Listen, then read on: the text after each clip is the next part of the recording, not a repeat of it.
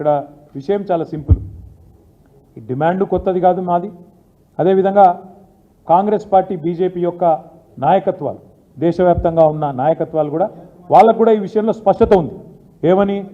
అవసరం ఉన్న కాడ, ఇబ్బంది ఉన్న కాడ గతంలో ఇచ్చిన ఉదంతాలు కూడా ఎన్నో ఉన్నాయి. ఇంతకుముందు నేను చెప్పినట్టు చెస్నా ఉదంతంలో కూడా ఒక స్థిరమైన విధానపరమైన నిర్ణయం కూడా అప్పటి కేంద్ర ప్రభుత్వం కూడా తీసుకొని ఉన్నది. ఈ అన్నింటికి మించి ఈ దేశంలో అనుభవాలు ఏంటి అంటే, ఇప్పుడే నేను వైజాగ్ స్టీల్ ప్లాంట్ గురించి చెప్పిన. వైజాగ్ స్టీల్ ప్లాంటు నష్టాల్లో పోయింది కాబట్టి ప్రైవేటీకరిస్తున్నాము అని ఇవాళ కొంతమంది చాలా చక్కగా సన్నాయి నొక్కులు నొక్కుతున్నారు. ఎందుకు పోయింది వైజాగ్ స్టీల్ ప్లాంటు నష్టాల్లోకి అంటే ఇది కారణం. ఎందుకు అంటే బైలదిల్లా అనే ఒక గని ఛత్తీస్గఢ్లో ఉంటుంది. దాన్ని మాకు క్యాప్టివ్ ప్లాంట్ కింద కేటాయించండి అని వైజాగ్ స్టీల్ ప్లాంట్ అడిగితే దాన్ని కేటాయించకుండా దాన్ని అదానీ గారికి ఆక్షన్లో అప్పచెప్పింది కేంద్ర ప్రభుత్వం. ఏమైంది దానివల్ల? వైజాగ్ స్టీల్ ప్లాంటు ఒక గని లేకపోవడం వల్ల, క్యాప్టివ్ గని లేకపోవడం వల్ల, ఎందుకంటే వైజాగ్ దగ్గర ఎక్కడా కూడా దగ్గరలో 100 కిలోమీటర్ల దూరంలో కూడా ఎక్కడా కూడా నిజానికి గనులు లేవు, ఐరన్ ఓర్ మైన్స్ లేవు. Nearest is Bailadila.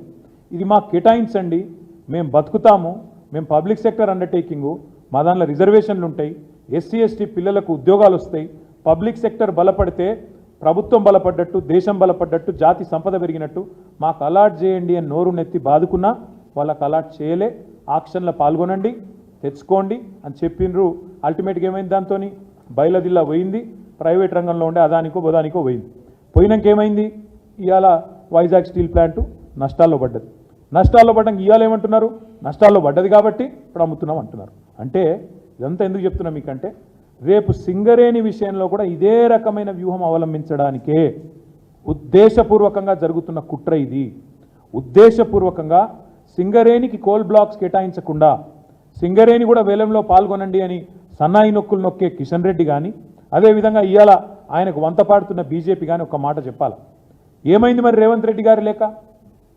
రేవంత్ రెడ్డి గారి వ్యతిరేకత ఎందుకు మాయమైంది?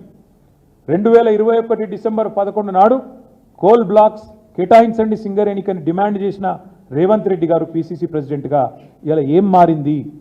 ఎందుకు ముఖ్యమంత్రిగా మీరు ఆ వేలం పాటలో మేము పాల్గొంటాము అనే మాట చెప్తా ఉన్నారు? బీఆర్ఎస్ రక్షణ కవచం అని నేను ఊరికే అనడం లేదు. 9.5 ఏళ్ళు కేంద్ర ప్రభుత్వం మా మెడ మీద కత్తి పెట్టినా మేము ఈ బొగ్గు గనులు ఆక్షన్ కాకుండా చూసినాం, ఎవరు వేయకుండా చూసినాం. ఎందుకంటే ఇది జాతి సంపద. సింగరేణి బలపడితే సింగరేణి కార్మికులు లాభపడతారు, సింగరేణి బలపడితే మన రాష్ట్రానికి లాభం జరుగుతుంది. సింగరేణి పవర్ మనం మర్చిపోకూడదు. సింగరేణి పవర్ ఏంటంటే, సింగరేణి కార్మికులకు ఉండే సంఘటిత శక్తి పవర్ ఏంటంటే, ఆనాడు తెలంగాణ ఉద్యమంలో 36 రోజుల పాటు సకల జనుల సమ్మెలో సింగరేణి కార్మికులు జంగు సైరన్ ఊదితే దక్షిణ భారతదేశం మొత్తం గాఢాంధకారంలోకి పోయే పరిస్థితి ఆనాడు వచ్చిన విషయాన్ని నేను మీకు గుర్తు చేస్తా ఉన్నాను. ఆనాడు కిరణ్ కుమార్ రెడ్డి గారు ముఖ్యమంత్రి, ఆయన పిలిచి బతిమిలాడిన మమ్మల్ని అందరినీ, మీరు దయచేసి ఒప్పించండి, మీ బొగ్గుగని సంఘాన్ని ఒప్పియండి, దయచేసి వాళ్ళని విరమింపజేయండి, అదేవిధంగా మిగతా సంఘాలతో కూడా మాట్లాడదాం, తెలంగాణ విషయానికి దీనికి ఏం సంబంధం, వాళ్ళని దయచేసి ఒప్పించండి అని చెప్పి వారు ఆనాడు రిక్వెస్ట్ చేసినారు. ఇప్పుడు కూడా నేను అనేది అదే, ఎట్లయితే వైజాగ్ స్టీల్ ప్లాంట్ను ఖతం చేసినరో, ఎట్లయితే క్యాప్టివ్ మైన్ ఇవ్వకుండా ఖతం చేసినరో, అదే ప్రయత్నం ఈరోజు కాంగ్రెస్ బీజేపీ కలిసి చేస్తూ ఉన్నాయి. ఇది తెలంగాణ ప్రజలు అర్థం చేసుకోవాలా. కాంగ్రెస్ ఆనాడు మీరు ఆలోచించండి, మళ్ళీ చెప్తా ఉన్నాను, 16 ఎంపీలతో ఏమవుతుంది అన్నారు. ఇలా 16 ఎంపీలతోని వైజాగ్ స్టీల్ ప్లాంట్ ప్రైవేటీకరణ ఆగింది.